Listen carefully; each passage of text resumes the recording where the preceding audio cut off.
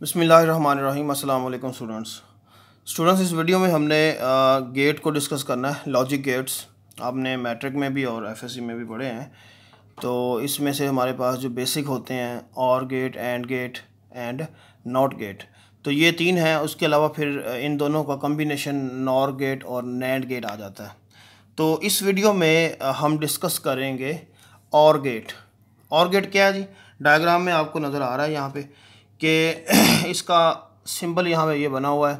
इसमें दो इनपुट्स होती हैं और एक आउटपुट होती है। यहाँ पे इनपुट से मुराद स्विचेस हैं जिसको हम ऑन या ऑफ कर सकेंगे। और इसमें ज़रा देख लें, नीचे सर्किट बना हुआ है। तो इस सर्किट में हमने क्या किया हुआ है इसमें कि एक साइड पे एक बैटरी लगा दी है, ये 6 वोल्ट की।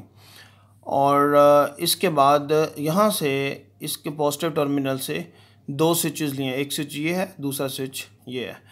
तो फिर इनको यहाँ पे कंबाइन करके और इसके बाद यहाँ पे 1 किलो ओम की यहाँ पे हमने 1 किलो ओम की हमने यहाँ पे रेजिस्टेंस लगाई हुई है। ये रेजिस्टेंस का मकसद ये होता है कि हमारे पास जो एलईडी आगे लगी हुई है, रेजिस्टेंस के बाद आप देखें कि एलईडी लगी हुई है, एलईडी सेफ़ रहे, ये जल ना जाए। समटाइम हम वोल्टेज ज़्यादा दे देते हैं तो उससे क्या होता है कि एलईडी उसी वक्त बर्न हो जाती है और उस पर सर्किट काम नहीं करता।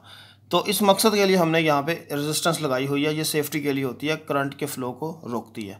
ये है जी सर्किट। अब इसमें ज़रा देखें, आपके पास रेजिस्टेंस और एलईडी ये सीरीज़ में लगे हुए हैं यहाँ पे, लेकिन ये दोनों स्विचेस आपने पैरेलल में लगाने हैं। ठीक है जी।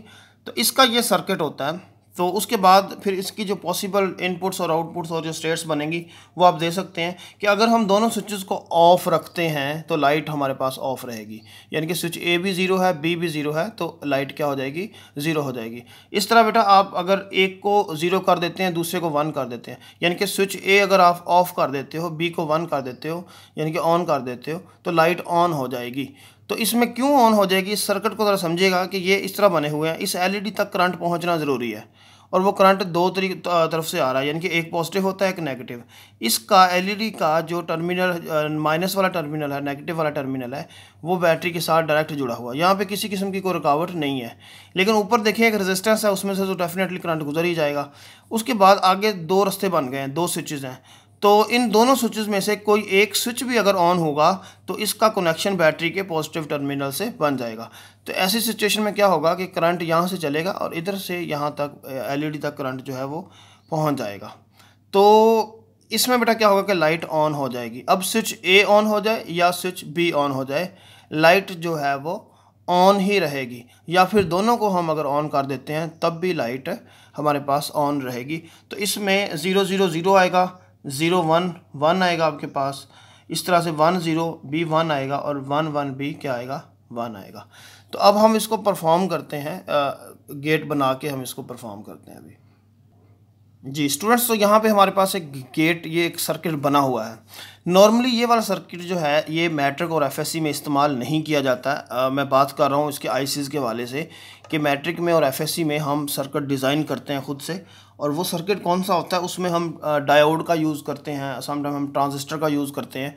लेकिन उससे ज़रा एडवांस और शॉर्टकट जो तरीका है वो ये है कि इसमें आईसी का इस्तेमाल कर लिया जाता है। तो ये आईसी जो है ये एमएससी फ़िज़िक्स वाले या इलेक्ट्रॉनिक्स वाले इस चीज़ को समझते हैं कि यानी कि इसमें आईसीज़ जो है वो किस तरह से यूज़ की जाती हैं। तो बहरहाल अब उसके ऊपर हम डिस्कशन नहीं करेंगे अभी मैट्रिक और एफएससी के लिए। तो आईसी जो होता है ये किसके लिए स्टैंड फॉर रही है कि ये है आईसी इंटीग्रेटेड सर्किट। तो इसको हमने डिफ़ाइन यहाँ पे किया हुआ है और ये प्रॉपर डिज़ाइन है, सारा बनाया है। तो इसमें ज़रा देखें कि दो टर्मिनल आपको नज़र आएंगे। इसको यूज़ करना बहुत ही आसान है कि दोनों टर्मिनल्स को आप पावर सप्लाई दे देंगे बैटरी से, यानी कि इधर आप पॉजिटिव लगा देंगे, इधर आप नेगेटिव लगा देंगे।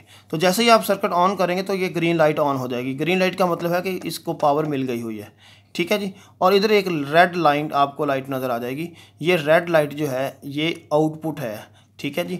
तो ये दोनों स्विचेस हो गए, स्विच ए है, ये स्विच बी है। तो इनको हम यूज़ करेंगे, यानी कि इसको जब प्रेस करेंगे तो ये 1 हो जाएगा, जब छोड़ देंगे तो ये 0 हो जाएगा। इसी तरह से ये भी इसी तरह से प्रेस करने से 1 होता है। तो अब हम इसको पावर सप्लाई देते हैं और देखते हैं कि किस तरह से ये काम करता है जी स्टूडेंट्स। तो ये सर्किट आपके सामने ऑन हो चुका है, मैंने इसको बैटरी लगा दी हुई है। अच्छा, ये बैटरी 5 वोल्ट यूज़ करना है आपने। ये मेरे पास बैटरी अवेलेबल नहीं थी तो मैंने ये 9 वोल्ट की यूज़ की हुई है। इसको हम ज़्यादा देर यूज़ करेंगे तो फिर इसका नुकसान हो जाएगा। अब देखें इसकी एक रेड वायर जो है इसको हमने यहाँ पे लगा दी है, इसके नीचे इसको ओपन करते हैं और लगा दी जाती है। इधर हमने ब्लैक लगा दी है। अब सर्किट हमारा ऑन हो चुका है।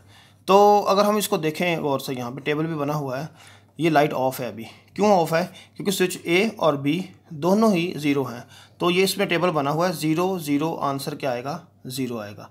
अब हम ए को 1 करने जा रहे हैं, बी 0 रहेगा। जैसे ही हम ए को 1 करेंगे तो ये रेड लाइट आपको ऑन मिलेगी। तो अब ए 1 है, बी 0 है, जबकि एलईडी ऑन है, तो मतलब क्या हुआ? 1 हो गया।